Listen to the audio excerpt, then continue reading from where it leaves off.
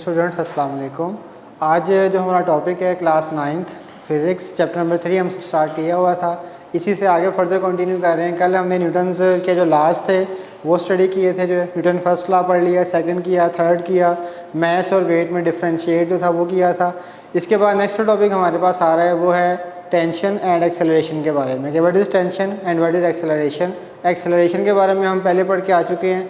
Tension के बारे में यहाँ पे डिस्कस किया जाएगा कि व्हाट इज़ टेंशन, टेंशन क्या चीज़ है, जो है ये एक न्यू टर्म है जो यहाँ पे डिस्कस की जा रही है। जो है एक्सेलरेशन जो हम पहले पढ़ के आ चुके हैं वही था, rate of change of velocity of a body is called acceleration. जो है तो आज का टॉपिक स्टार्ट करें जी। जो हमारा आज का टॉपिक है वो है अबाउट एक्सेलरेशन एंड टेंशन।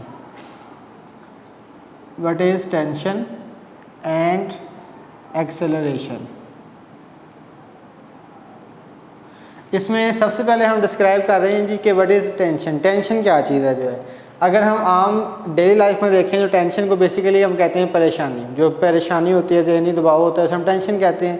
लेकिन फ़िज़िक्स में अंदर टेंशन की जो डेफिनेशन है वो डिफरेंट है। जो है इसमें हम इसको ऐसे डिफ़ाइन करते हैं कि tension is a force, it is a force, ये एक ऐसी फोर्स होती है acting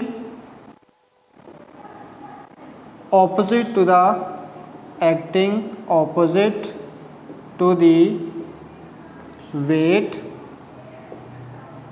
of a body, weight of a body. किसी भी बॉडी का जो वेट है वो वर्टिकली डाउनवर्ड होगा और उस वेट के ऑपोजिट फोर्स जो लगेगी that force is called tension. उस फोर्स को हमने क्या कह दिया, टेंशन का नाम दे दिया। अब इसी को आगे अगर हमने सिंबल के फॉर्म में लिखना है, इसका जो इसका सिंबल होगा, सिंबल, उसके बाद इसका यूनिट, ये भी हम साथ में इसको एक्सप्लेन करेंगे। तो टेंशन का जो सिंबल है वो हम लिखेंगे कैपिटल T और इसका यूनिट है न्यूटन, यानी कि सिंबल इसका लिखेंगे हम N, क्योंकि इट इज़ अ फोर्स, ये फोर्स है। तो फोर्स जितनी भी होंगी उन तमाम के यूनिट सेम थे। जैसे कल हमने लास्ट लेक्चर में आपको बताया था कि वेट है, वेट भी फोर्स थी, उसका यूनिट भी क्या था, न्यूटन। टेंशन है, ये भी फोर्स है, इसका यूनिट भी क्या है, न्यूटन। और फोर्स इटसेल्फ भी क्या थी, एक फोर्स क्वांटिटी थी, तो वो भी क्या होगी, उसका यूनिट भी न्यूटन ही होगा। इट मीन्स के 3 quantities which have similar units, force, weight and tension. जो है इसी को आगे कंटिन्यू कर रहे हैं जी। एक्सेलरेशन के बारे में मैं यहाँ पे एक्सप्लेन नहीं कर रहा क्योंकि हम ये पहले एक्सप्लेन करके आ चुके हैं। जो है वही चीज़ है, इसका सिंबल स्मॉल a के इक्वल होता है, इसका formula delta v over delta t या vf minus vi over t के इक्वल होगा और इसका यूनिट ms-2 मीटर पर सेकेंड स्क्वायर के इक्वल होगा। अब हमने यहाँ पे इसके आगे फाइंड क्या करना है, एक डिवाइस है, एक इंस्ट्रूमेंट है which is named as a Atwood machine. एक डिवाइस है और उस डिवाइस का नेम हमने रखा हुआ है जी एटवुड मशीन, इसको कहते हैं। अब ये एटवुड मशीन दिखने में कैसी होती है, इसका क्या काम है, इसमें हमने क्या चीज़ फाइंड करनी है। पहले हम एटवुड मशीन की डायग्राम बना के दिखा दें कि what is Atwood machine. Atwood machine basically है क्या चीज़। तो डायग्राम में हम उसको ऐसे एक्सप्लेन करते हैं कि let us suppose it is a fix surface, ये कोई फिक्स सरफेस ड्रा कर ली। उसके बाद यहाँ पे हमने एक अटैच की पुली, इट इज़ अ फ्रिक्शनलेस पुली। ठीक है, ये फ्रिक्शनलेस पुली होगी। अब उसके बाद हमने देखे यहाँ से एक स्ट्रिंग ली और स्ट्रिंग के साथ हमने इसको अटैच किया 2 बॉडीज़ के साथ। एक बॉडी का नाम रखा हमने बॉडी A, यहाँ पे एक मैस अटैच कर देते हैं और एक मैस हमने इसको यहाँ पे अटैच कर दिया। This one is M1 mass, this one is M2 mass. तो ये पूरी की पूरी आपके पास क्या होगी, एक फ्रिक्शनलेस पुली हो जाएगी। और इसको आप ऐसे अगर फिलअप कर दें तो वो तो ज़्यादा क्लियर हो जाएगा कि एक रोप है, रोप के ज़रिए वो क्या कर रही है, मूव कर रही है। और अब इसको लेबलिंग कर देते हैं, लेबलिंग से ज़्यादा क्लियर हो जाएगा कौन सी चीज़ किस किस तरीके से आगे पास मूविंग कर रही है। जो है देखें ज़रा यहाँ पे, this one is called frictionless pulley. This one is inextensible string,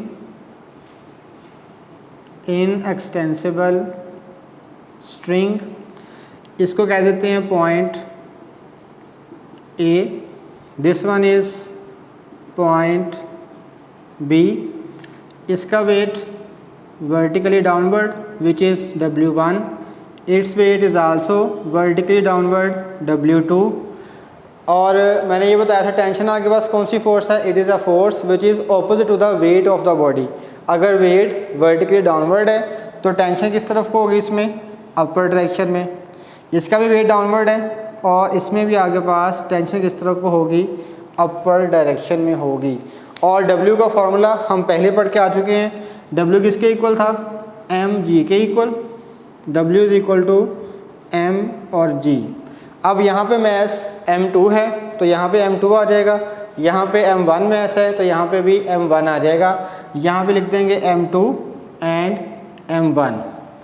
अब हमने कैलकुलेट यहाँ पे क्या करना है, कैलकुलेट हमने ये करना है कि अगर आपके पास ये वाली बॉडी डाउनवर्ड मूव कर रही है और ये वाली बॉडी अपवर्ड मूव कर रही है विद एन एक्सेलरेशन a, और ऐसा क्यों हुआ, because m1 is greater than m2। अगर हम फ़र्ज़ कर लेते हैं कि m1 का मैस ज़्यादा है और m2 का मैस कम है, अगर m1 का मैस ज़्यादा है तो ये वाली बॉडी क्या करेगी, वर्टिकली डाउनवर्ड मूव करेगी और ये वाली बॉडी वर्टिकली अपवर्ड मूव करेगी। इसमें कंडीशन चेंज भी हो सकती हैं, ऐसे भी हो सकता है m2 का मैस ज़्यादा हो m1 का मैस कम हो, वो कंडीशंस पर डिपेंड करता है। हम कर रहे हैं अकॉर्डिंग टू बुक के मुताबिक। बुक पे लिखा हुआ है कि m1 आपके पास क्या होगा, ग्रेटर दैन है, और m2 का मैस आपके पास क्या है, लेस दैन है जो है। तो इसी के मुताबिक अब हमने यहाँ पे दो चीज़ें फाइंड करनी है, जो तो हमारा टॉपिक था tension and acceleration in Atwood machine.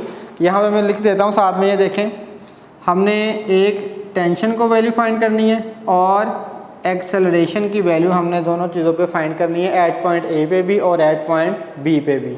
Starting पे हम लिखेंगे, इसको डिफ़ाइन करते हैं कि it is a machine, it is a machine that is used to weighing different objects or carrying it। या तो हम बॉडीज़ को क्या करते हैं, जिसमें हम इसको यूज़ किया जाता है उसके वेट को मेजर करने के लिए, जो डिफरेंट बॉडीज़ को, या उसको कैरी करके कहीं पे मूव करवाना है तो भी हम इस मशीन का क्या करते हैं, यूज़ करते हैं। इसकी सबसे पहले बता दूं आपको कि इसकी प्रैक्टिकल एप्लीकेशन कौन सी है। सिंपल सी आसान सी है इसकी प्रैक्टिकल एप्लीकेशन, कि कहाँ कहाँ पे इसको हम डिस्क्राइब कर रहे हैं और कहाँ कहाँ पे इसको हम यूज़ कर रहे हैं जो है।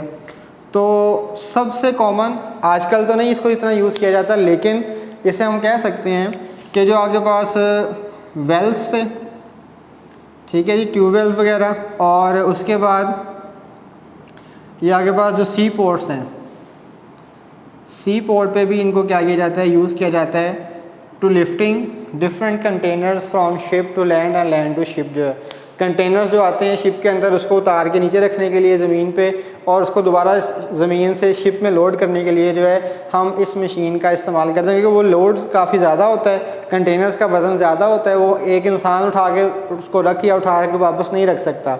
उसके लिए जो हम मशीन यूज़ करते हैं, डिवाइस यूज़ करते हैं, उस डिवाइस का नाम क्या है, एटवुड मशीन जो है। इसकी प्रैक्टिकल एप्लीकेशन है।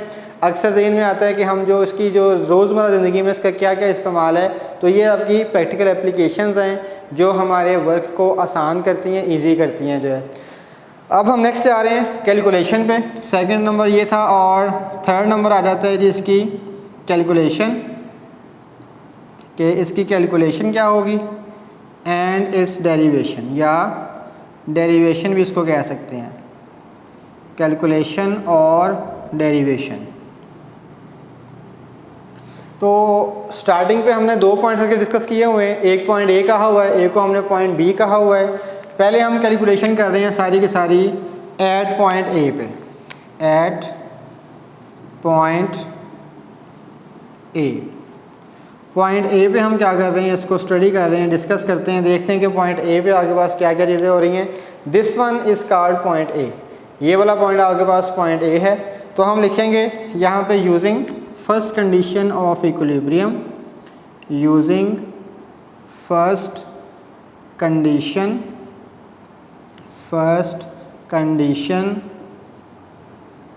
ऑफ इक्विलिब्रियम, कि फर्स्ट कंडीशन ऑफ इक्विलिब्रियम हम यूज़ कर रहे हैं यहाँ पे, और वो क्या थी, sigma F is equals to 0। अब देख रहे हैं हम उस पॉइंट पे सम ऑफ फोर्सेस कौन कौन सी लग रही हैं।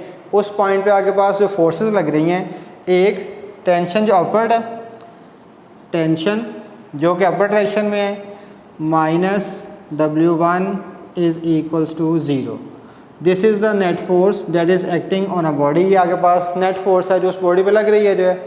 अब हमने क्या बताना है, आपके पास जो नेट फोर्स लग रही है इसी की वैल्यू पुट कर दो, F is equals to T minus M1G। T वैसे का वैसे ही आ गया और W1 की जगह पे क्या आ गया, M1G, और ये F वैसे का वैसे ही जो है। यहाँ पे हम अब F को अगेन यूज़ कर रहे हैं using Newton's second law of motion, using Newton second law of motion which is F is equals to M और A। लेकिन अब यहाँ पे क्या आपके पास बॉडी M नहीं है, हम यहाँ पे बॉडी का मैस हमने क्या लिया हुआ है, M1 लिया हुआ है, तो लिहाजा इसका मैस हम क्या लिखेंगे, M1 लिखेंगे हर जगह पे। तो F किसके इक्वल हो जाएगा, M1A के इक्वल जो है। अब ये वाली F की वैल्यू यहाँ पे प्लेस करेंगे। आगे पास देखते हैं नेक्स्ट कंडीशंस क्या बनती है यहाँ पे। तो देखें यहाँ पे आपके पास F वैसे का वैसे ही, उसकी जगह पे आ जाएगा M1A is equal to T वैसे का वैसे ही आ जाएगा, T माइनस M1G। ठीक है जी। अब देखें यहाँ पे, अब अगर आपके पास यहाँ से हम T को ले रहे हैं, आपके पास वैल्यूज़ पे है, इस तरीके से अगर इसको सॉल्व करते हैं तो इसका आंसर आपके पास क्या आ जाएगा, नेगेटिव साइन आ जाएगा। और नेगेटिव साइन को ख़त्म करने के लिए हम चाहते हैं कि हमारा आंसर ज़रा लार्जर दैन हो। तो उस लार्जर दैन के लिए आंसर क्या करेंगे, हम इसको या तो लास्ट पे यहाँ पे माइनस से मल्टीप्लाई कर दें, वो भी ठीक है, उससे हमारा आंसर पॉजिटिव आएगा। या इसका ये तरीकाकार होता है, यहाँ पे देखा जाता है कि कौन सी फोर्स ग्रेटर दैन है।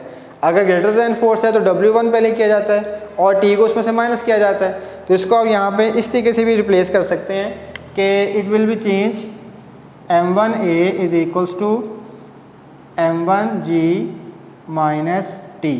साथ में रीज़न लिखेंगे बिकॉज इट्स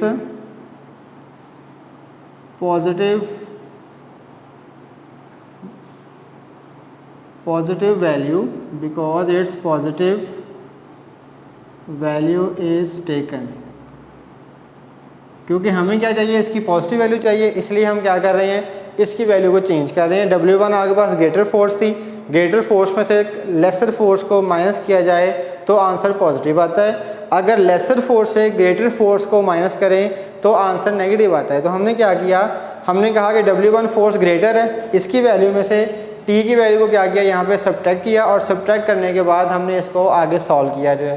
तो ये जो आपके पास इक्वेशन बन जाएगी, this is our required equation which is named as a equation number 1। It is equation number 1। अब हम कर रहे हैं जी एट पॉइंट बी पे कैलकुलेशन जो है वो हम चेक करेंगे एट पॉइंट बी के पॉइंट बी पे जो कैलकुलेशन है वो आपके पास क्या क्या होंगी। तो अगेन वहाँ पे भी हम ऐसे ही करेंगे using first condition of equilibrium, using first condition of equilibrium which is sigma F is equals to 0।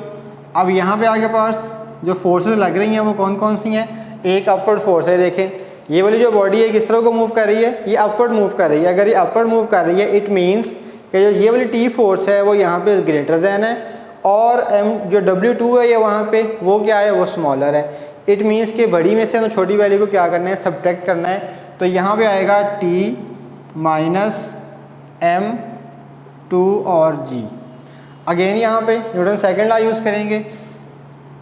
Newton second law of motion,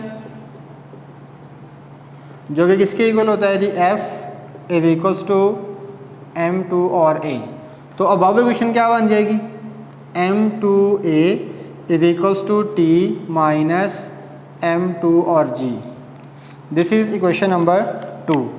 ये वाली जो इक्वेशन आपके पास बनेगी इसे हम कहेंगे इक्वेशन नंबर 2 जो है। अब हमने फाइंड क्या करना था, जो टॉपिक था हमारा आज का वो ये था कि हमने टेंशन और एक्सेलरेशन इन दोनों को हमने क्या करना है, कैलकुलेट करना है। अगर इनको कैलकुलेट करना है, अब यहाँ तक हम पहुँच गए। अब दोनों अगर आप इक्वेशंस देखें, ये इक्वेशन नंबर 2 और इक्वेशन नंबर 1, इन दोनों में जो आपके पास वैल्यूज़ आ रही हैं उन वैल्यूज़ को हम जो है वो रिप्लेस कर सकते हैं। और उसमें एक्सेलरेशन भी आ रहा है, उसमें टेंशन भी आ रही है, और ये दोनों वैल्यूज़ हम यहाँ से इन फार्मूला से कैलकुलेट कर सकते हैं। पहले हम फाइंड करते हैं टेंशन के लिए जो है कि अगर आपने टेंशन फाइंड करनी है तो उसके लिए क्या तरीकाकार होगा, और अगर आपने एक्सेलरेशन फाइंड करना है, एक्सेलरेशन, तो उसका तरीकाकार क्या होगा जो जी। अब जी स्टूडेंट्स आगे देखिए, अब यहाँ से अब नेक्स्ट कंटिन्यू कर रहे हैं। जब आगे जो कंटिन्यू करेंगे इसमें 1 बाय 1 दोनों को देखते हैं। अब देखें यहाँ पे t की वैल्यू कौन सी है, माइनस की, यहाँ पे माइनस है, और यहाँ पे t कौन सा है, प्लस। अगर इन दोनों को हम ऐड कर लें, अगर एडिंग कर दें इक्वेशन नंबर 1 और 2 को, तो t आपस में ख़त्म हो जाएगा और इजीली हमारे पास आंसर कौन सा आ जाएगा, एक्सेलरेशन का आंसर आ जाएगा जो है। तो हमने क्या किया, इसको इक्वेशन नंबर 1 को और इक्वेशन नंबर 2 को आपस में ऐड अप कर लिया, सम अप कर लिया। तो ये माइनस का होगा, ये प्लस का होगा। यहाँ से आप अंडरस्टैंडिंग कर सकते हैं कि इनको अगर हम t को ख़त्म करना चाहें, एलिमिनेट करना चाहें, तो एक्सेलरेशन की वैल्यू फाइंड करनी है। तो हम लिखेंगे adding equation 1 and 2, adding equation number 1 and 2 we get. तो अगर दोनों को ऐड करें तो आप देखें दोनों इक्वेशंस की 2 साइड्स हैं, एक लेफ़्ट हैंड साइड और राइट हैंड साइड। तो जब एडिशन किया जाएगा तो इसको ये रूल्स होगा, जो लेफ़्ट हैंड साइड है वो लेफ़्ट हैंड साइड में ऐड होगी, जो राइट हैंड साइड है उसको हम राइट हैंड साइड में ऐड कर देंगे जो है।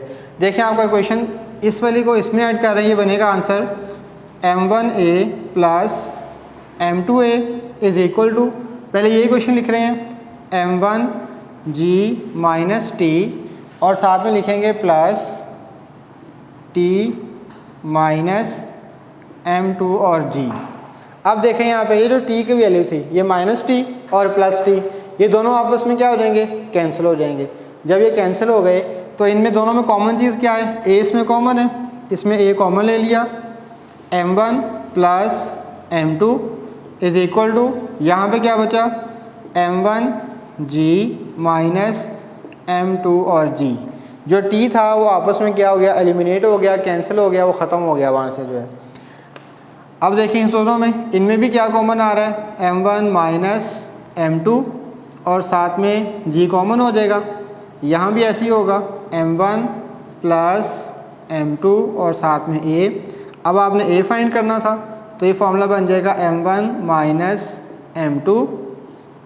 ये पूरी वैल्यू a के साथ यहाँ पे क्या हो रही है, मल्टीप्लाई, यहाँ आगे क्या हो जाएगी, डिवाइड हो जाएगी। तो इस वैल्यू को यहाँ पे ले आएंगे, ये g साथ वैसे का वैसे ही, और वो पूरी वैल्यू यहाँ पे आगे नीचे क्या हो जाएगी, डिवाइड m1 प्लस m2 के इक्वल जो है।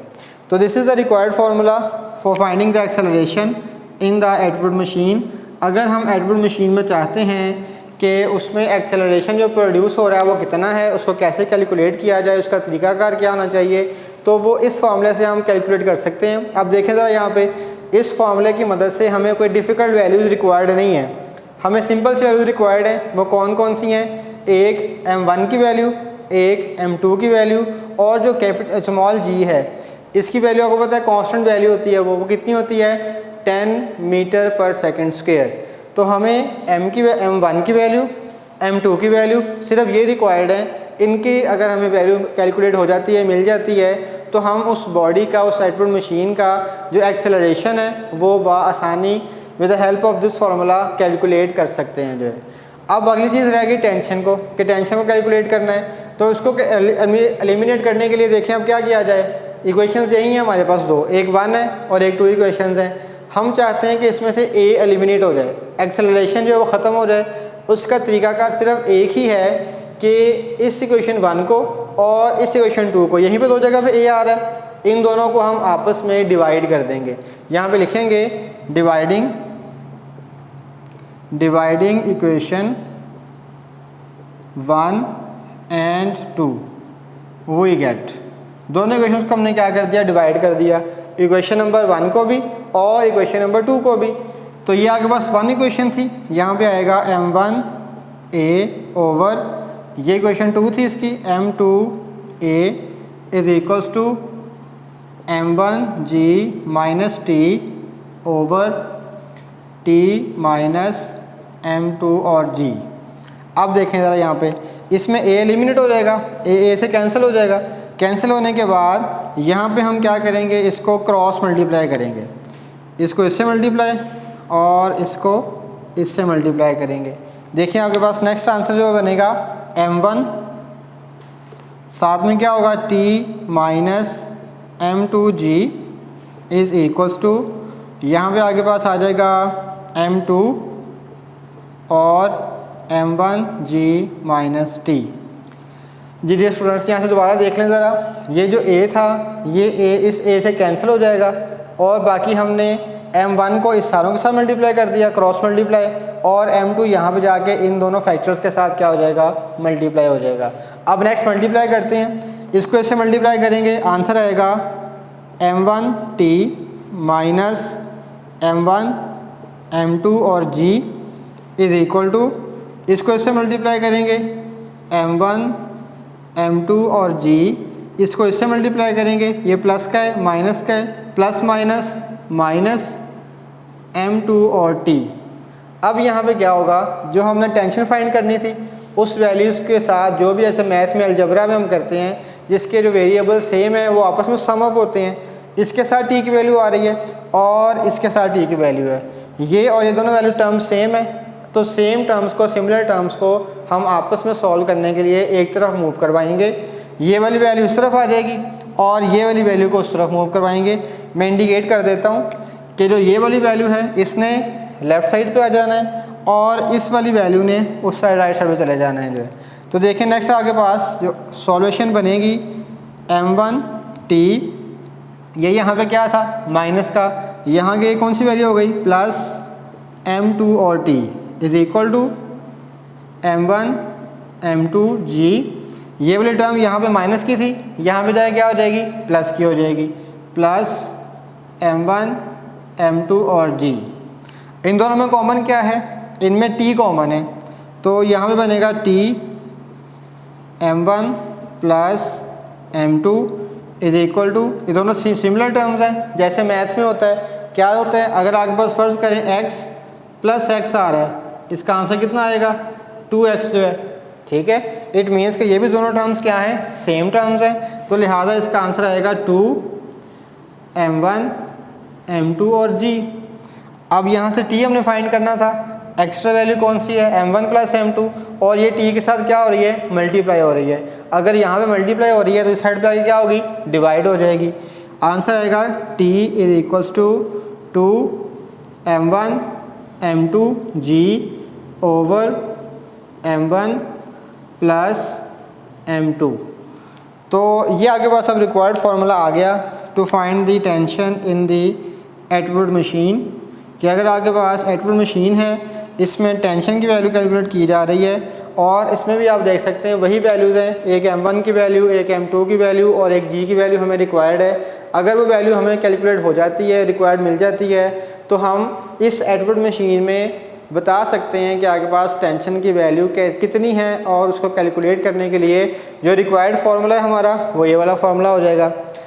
अच्छा, अब ये क्वेश्चन जो है ये बुक पे आपके पास इस नाम से नहीं रिप्रेजेंट किया हुआ, उसने नाम थोड़ा चेंज किया हुआ है, लेकिन पेपर में, बोर्ड में जो इस क्वेश्चन को पूछा जाता है वो इसी नाम से पूछा जाता है, जो है इसको कहा भी यही जाता है, लेकिन इसका एक और नाम भी है। वो नेम इसका क्या है, when both bodies are moving vertically, जब दोनों बॉडीज़ क्या कर रही हैं, वर्टिकली मूव कर रही हैं। तो देखिए यहाँ पे डायग्राम से इजीली अब बात अंडरस्टूड होती है। ये तो जो है ये वर्टिकल मोशन है, यही बॉडी क्या कर रही है, वर्टिकल, और ये भी बॉडी क्या कर रही है, वर्टिकल ही मूव कर रही है। इट मीन्स कि both bodies are moving vertically, दोनों बॉडीज़ वर्टिकली मूव कर रही हैं। और उस वक्त उस कंडीशन में हमने कैलकुलेट करना था उसका एक्सेलरेशन, उसकी टेंशन की वैल्यू जो है वो कितनी कितनी होगी जो है। तो उसके लिए हमने क्या किया, इसको सारे का सारा सॉल्व कर लिया जो है। अब ये जो है अंडरस्टैंडिंग के लिए था, इसे रिमूव कर दें। अब जो दो फार्मूलाज आपने बताए, एक फार्मूला कौन सा था, this one, and this one is the required formulas. इनको यूज़ करने के लिए हम क्या करेंगे, न्यूमेरिकल्स भी सॉल्व करेंगे। न्यूमेरिकल्स भी इसके साथ क्या आएंगे जो है वो, अब जब फर्दर कंटिन्यू करेंगे तो न्यूमेरिकल्स में इन दो फार्मूलाज को आपने याद रखना है। और ये बात याद रखनी है कि ये फार्मूलाज कहाँ पे यूज़ होंगे, when both bodies are moving vertically, जब दोनों बॉडीज़ वर्टिकली मूव कर रही होंगी तब आपने इन फार्मूलाज को यूज़ करना है। अगर एक्सेलरेशन है, एटॉमिक मशीन का फाइंड करना है, या बोथ बॉडी मूविंग वर्टिकली, उसके लिए ये फार्मूला होगा। और अगर टेंशन है उसके लिए ये फार्मूला होगा। अब देखें ज़रा दोबारा ज़रा आपको बता दूं कि कैलकुलेशन से जो है, कैलकुलेशन आगे बाद थोड़ी सी इसकी अंडरस्टैंडिंग करने वाली है। सबसे पहले हमने बताया जी कि sigma F is equal to 0 at point A पे, पॉइंट ए पे जो उसका आगे पास प्लस पॉइंट है वो क्या होगा जी, कितना कितना है कि सिग्मा एफ किसके इक्वल है जो है, तो एफ जो है वो इज इक्वल हो जाएगा टी माइनस W1। यहाँ से इसको आप रिप्लेस भी कर सकते हैं। यहाँ पे मैंने आपको पहले बताया था कि या तो कर लें या यहाँ पे आप इसको इस तरीके से भी सॉल्व कर सकते हैं। It should be also written as F is equals to W1 minus T और F is equals to W1 G minus T. ठीक है जी, इस वैल्यू से भी आप इसको कैलकुलेट कर सकते हैं। लेकिन उसके दो तरीके हैं, बुक में उसने इसको किया हुआ है तो आप इसको जो है वो नज़रअंदाज भी कर सकते हैं, इसको छोड़ सकते हैं। ये ज़रा डिफरेंट तरीके से होगा ये वाला जो है, तो बुक पे जो किया हुआ है उसको आप कॉपी कर लें, उससे भी ठीक है। उसके बाद इक्वेशन यहाँ पे हमने क्या बता दिया, Newton second law of motion, वो हमने यहाँ पे यूज़ किया जो है।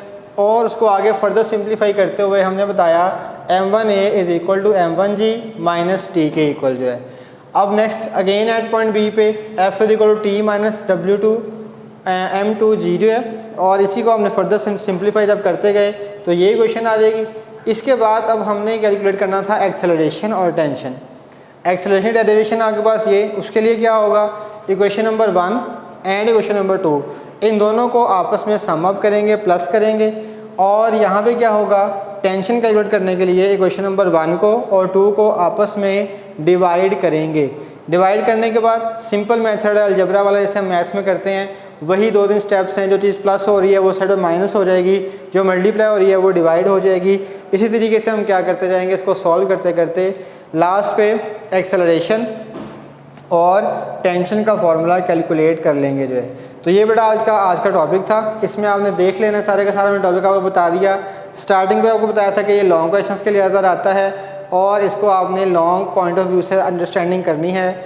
इसी के बाद इसका एक और टॉपिक भी आता है केस 2, उसमें हम कहते हैं उसमें एक बॉडी हॉरिजॉन्टल और वर्टिकल जो है डिस्कस की जाती है, वो इंशाल्लाह हम नेक्स्ट टॉपिक में डिस्कस करेंगे। आज के लिए आपका टॉपिक यही था, इसमें फार्मूला ये याद करने हैं। इसी के साथ टॉपिक एंड होता है। अल्लाह हाफिज़।